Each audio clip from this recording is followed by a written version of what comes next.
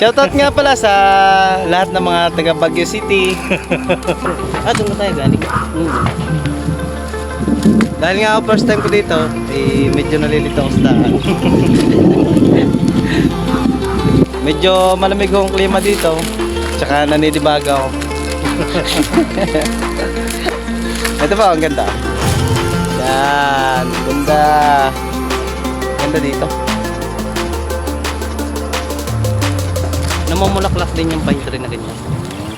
Parang hindi naman eh. Hindi, walang bunga. Ibig sabihin, hindi naman. Oo. Ano ka puno, are? Puno na ako. Bagay mo yan. Puno na ano yata yan. Dito daw po sa lugar na ito ay kapag kahapon, marami daw ako nagpipicture-picture gawa ng maganda nga ho yung view.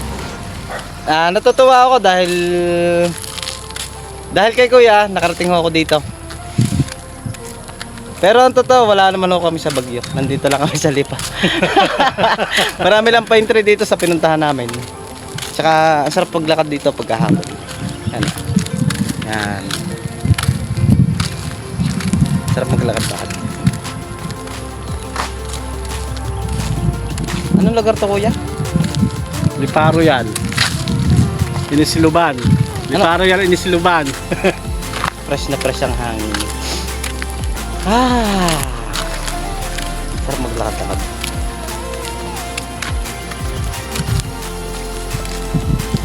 Malamig, malamig. Malamig talaga dito sa Baguio. Nakalimutan ako mag-jacket.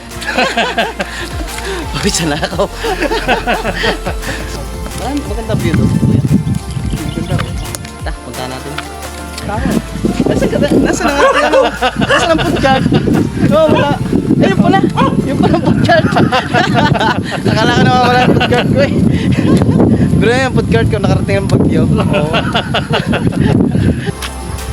Nasagap na kamandag. Masaya pa kamandag. Nagpapainis po kami, palibasa sobrang lamig din eh.